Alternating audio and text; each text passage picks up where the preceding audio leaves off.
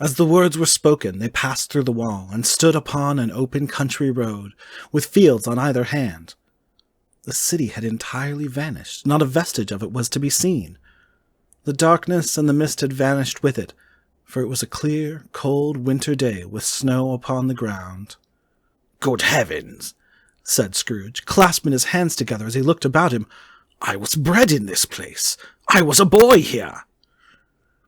The spirit gazed upon him mildly. Its gentle touch, though it had been light and instantaneous, appeared still present to the old man's sense of feeling. He was conscious of 1,000 odors floating in the air, each one connected with 1,000 thoughts, and hopes and joys and cares long, long forgotten. "Your lip is trembling," said the ghost. "And what is that upon your cheek?" Scrooge muttered, with an unusual catching in his voice, that it was a pimple, and begged the ghost to lead him where he would. "You recollect the way?" inquired the spirit. "Remember it?" cried Scrooge with fervour. "I could walk it blindfolded." "Strange to have forgotten it for so many years," observed the ghost. "Let us go on." They walked along the road, Scrooge recognizing every gate and post and tree, until a little market town appeared in the distance, with its bridge, its church, and winding river. Some shaggy ponies now were seen trotting towards them with boys upon their backs, who called to other boys in country gigs and carts driven by farmers.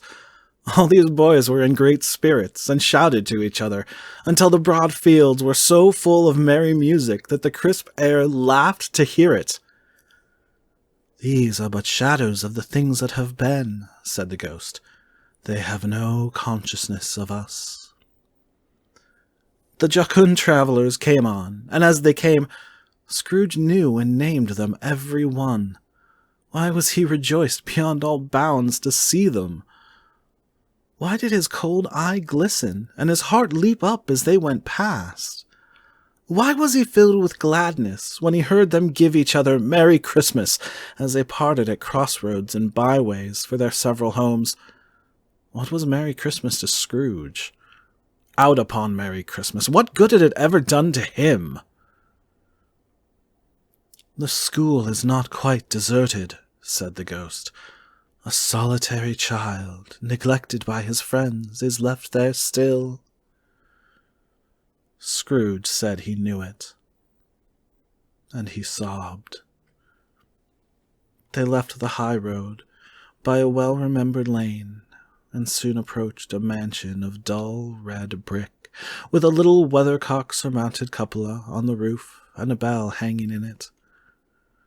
It was a large house, but one of broken fortunes, for the spacious offices were little used. Their walls were damp and mossy, their windows broken, and their gates decayed. Fowls clucked and strutted in the stables, and the coach-houses and sheds were overrun with grass. Nor was it more retentive of its ancient state within, for entering the dreary hall and glancing through the open doors of many rooms, they found them poorly furnished, cold and vast. There was an earthy savour in the air, a chilly barrenness in the place, which associated itself somehow with too much getting up by candlelight, and not too much to eat. They went, the ghost and Scrooge, across the hall to a door at the back of the house. It opened before them, and disclosed a long, bare, melancholy room, made barer still by lines of plain deal forms and desks. And one of these, a lonely boy, was reading near a feeble fire. And Scrooge sat down upon a form, and wept to see his poor forgotten self as he used to be. Not a latent echo in the house, not a squeak and scuffle from the mice behind the panelling, not a drip from the half-thawed water-spout in the dull yard behind, not a sigh among the leafless boughs of one despondent poplar, not the idle swinging of an empty storehouse door. No, not a clicking in the fire, but fell upon the heart of Scrooge with a softening influence, and gave a freer passage of his tears. The spirit touched him on his arm, and pointed to his younger self, intent upon his reading.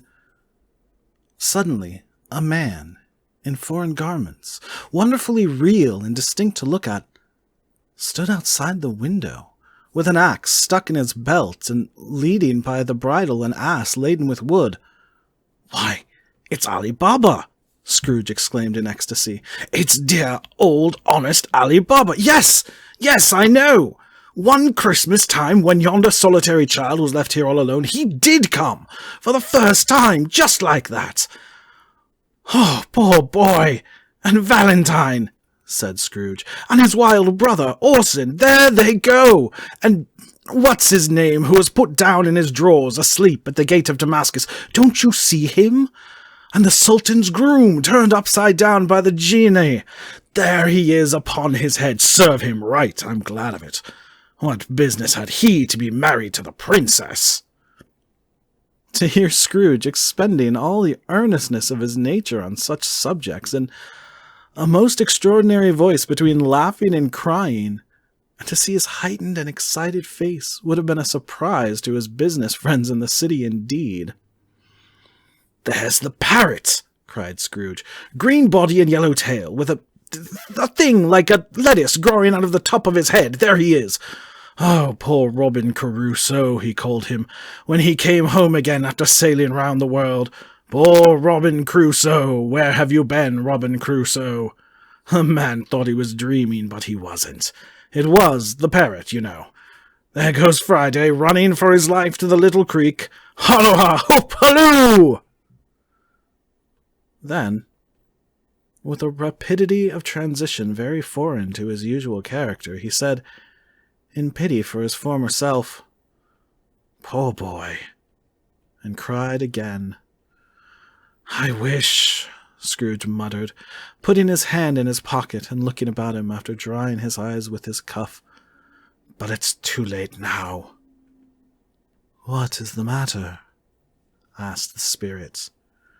"Nothing," said Scrooge, "nothing. There was a boy singing a Christmas carol at my door last night. I should like to have given him something, that's all." The ghost smiled thoughtfully and waved its hand, saying as it did so, "Let us see another Christmas."